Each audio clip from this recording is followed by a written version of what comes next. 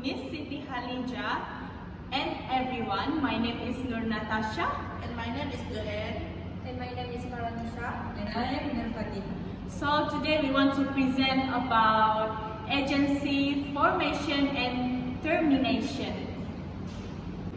The first task is principal's duty towards agent.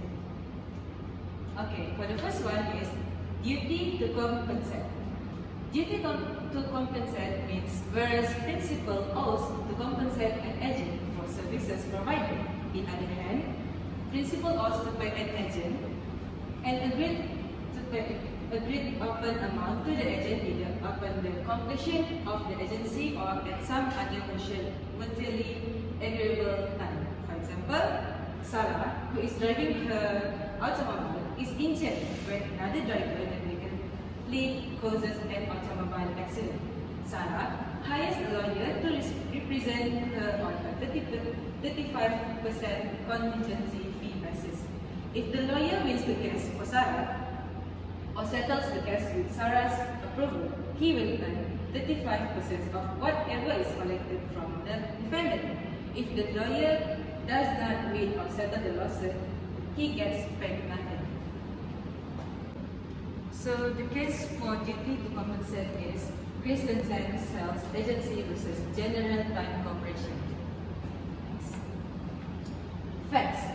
Spartus Corporation, a former manufacturer of clothes, has entered into a sales representative agreement with Christensen Sales Agency, which is it is accepted by Spartus that prior to the effective date of termination and it provided that they are delivered by Spartus within 30 days after the effective date of the termination.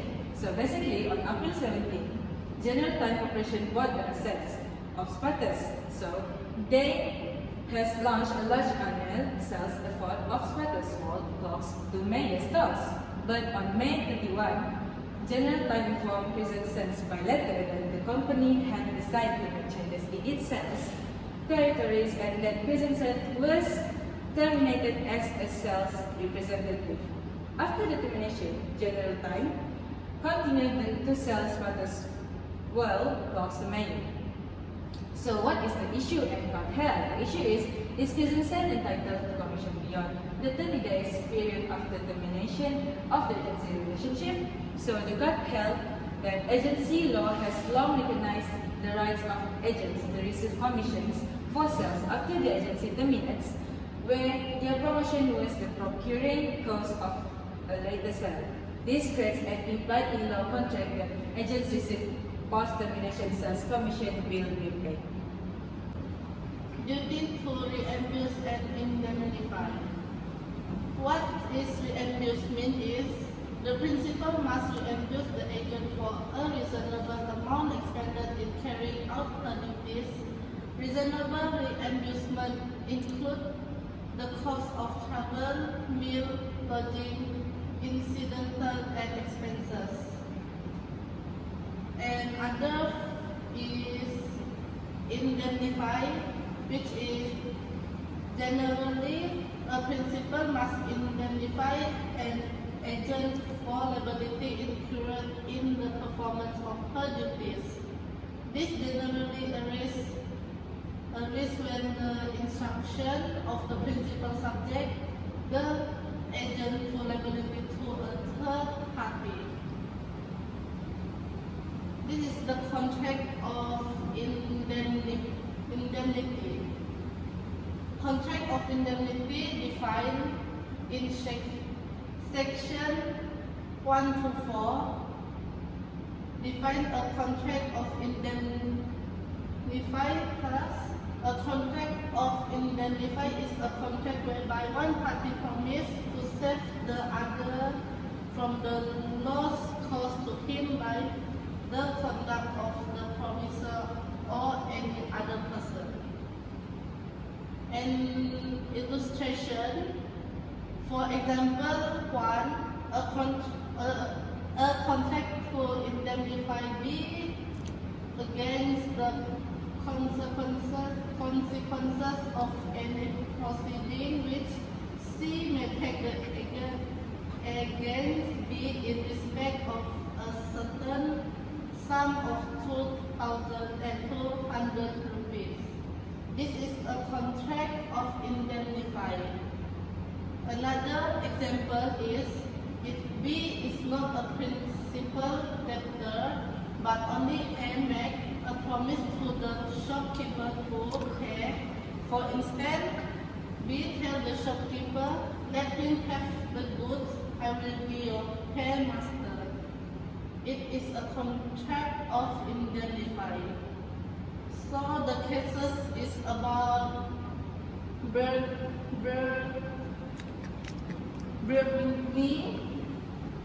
versus Daniel. So next is duty to keep account. The principal has a duty to keep records from which the compensation due to the agent can be determined. This duty is reinforced by tax laws that require such record keeping. For example, an employer must keep and make available to a salesperson a record of the sales on which commissions have been earned, not to willfully prevent or hinder the agent from earning his commission. The agent's right to commission is not affected even if the transaction has not been done. And the cases that can be referred for this principle is Moyer versus Market and Harris versus Patrick. So for the next is duty to cooperate. Duty to cooperate means the principal owns a duty to cooperate with and assist the agent in the performance of the agent's duty and the accomplishment. For example, a principal who employs a real estate agent to sell her house owes a duty to allow the agent to show the house to prospective purchasers during reasonable hours. What means cooperation? Cooperation means the duty of cooperation means working together through a common end. If the principal makes the agent's job difficult or impossible, he or she breached the duty of a cooperation. Okay, for the case is Staples versus Allstate Incorporation. Yep. This case required us to examine an insurer duty to cooperate with an insurance claim investigation.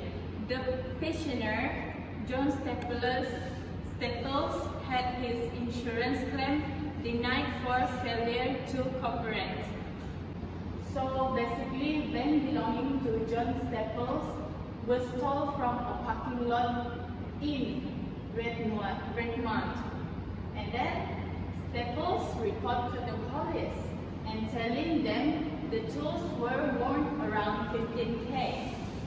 And then 2 weeks later, Staples submitted the claim for a loss of tools to Allstate under his homeowner policy. Tiga. And then Staples claimed to the Special Investigation Unit all required documents for Staples, including proof of ownership. And then over the next few months, Staples failed to provide the required documents, and despite several written required for Allstate required by a letter for Staples appear for an EUO on January 29, also requiring documentation related to the loss by the following day, which is January 16. And then Staples hired attorney Daniel Fletcher, who immediately began encompassing all state of delay and of violating the Insurance Fair Conduct Act, which is IFCA.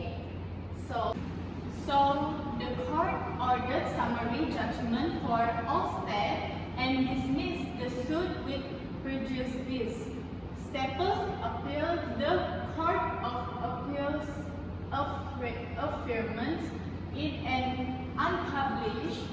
opinion by judgment supremate, being respectfully listened. So the next task is classification of principle. A disclosure of principles identity is known to third parties dealing with the agent. Usually, a person who is dealing with an agent is aware of the fact and knows for whom the agent is acting. If a salesperson comes to your door and announces that Avon is calling, you know that the person is an agent for principle. Avon product is a disclosed principle. Since the principal rather than the agent is the intended party to the contract, the principal may enforce it. Suppose that goods you have ordered from the Avon agent are shipped and you fail to pay. Avon, not the agent, will be able to recover from you. And if Avon fails to deliver, you may recover from Avon and not the agent. And next is partially disclosed principle. Happens when the third party knows he is dealing with an agent but does not know the identity of the principal. This is likely to occur when an agent signs a contract or negotiable instrument indicating his status as an agent, but forgetting to identify her principal. Next, the rights and duties of the parties when the principal is partially disclosed basically are the same as when the principal is undisclosed. If the principal is unknown, the third party must rely on the credit and trustworthiness of the agent. Therefore, the agent is held liable on the contract. Basically, when Treadwell sued there after he abandoned the worksite without completing the house, the argues that he is not personally liable on the claim because he was acting as an agent for the corporation when he signed the contract, when there is actually principal. So the case is Treadwell versus JD Construction. Yeah.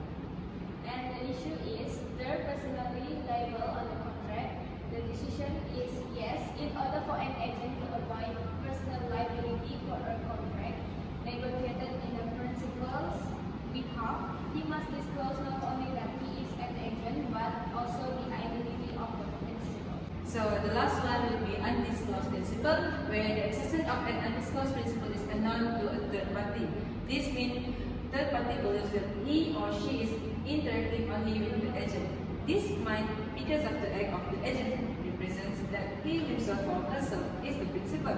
Also, agency is disclosed or implied, but the principles remain unknown. As example, when brokers or traders buy a property, its real owner may be some other party, not them.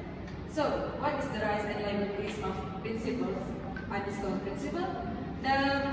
Since the contract was made for his benefit, an undisclosed principle is permitted to enforce it. But if the principal's identity were known by third party, she may like to sue the principal instead of the agent. The third party cannot, of course, recover damages from both the principal and the agent. But if the third party likes to recover from the agent, the principal is then required to identify the agent. For the case undisclosed principle, see Unit 1 versus Eastern Insurance Corporation Ltd. The facts is, the employees of Excelsense Corporation Ltd, owners of the ship, died in accidents. So employees filed under employee compensation. So they asked for compensation. But the insurers knew that Richstone was an agent for Excelsense in the real case. Argued by judge that this was a case of unnamed but disclosed principle that wasn't the basis of the judgment. Laws were compelled to decide if Excelsense was entitled as undisclosed principle. So what is the issue? The issue is, could the claim be made via the undisclosed principles of the dissolved company? There are some principles for their decision, which is Richstone had authority by virtue of contract to obtain such insurance. An undisclosed principal may sue and be sued on a contract made by an agent on his behalf, acting within the scope of his actual authority. In entering into the contract, the agent must intend to act on the principal's behalf, and lastly, The agent of an antitrust principle may also sue and be sued on the contract. That's all. That's all from us. Thank you.